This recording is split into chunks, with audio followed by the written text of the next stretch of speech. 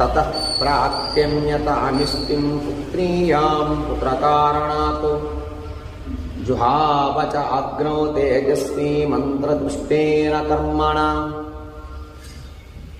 ఋష్యశృంగ మహర్షి బ్రహ్మ తేజస్సుతో ఉంటారు.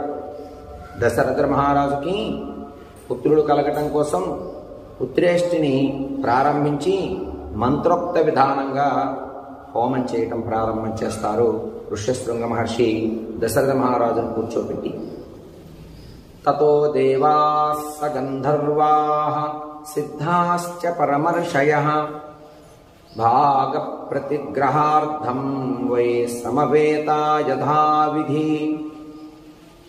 ఎప్పుడైతే ఋష్యశృంగ మహర్షి అథర్వ వేదాన్ని ఆధారంగా చేసుకుని పుత్రకామేష్టి ప్రారంభిస్తారో ఆ యజ్ఞానికి దేవతలు, గంధర్వులు, సిద్ధులు, పరమహంసలు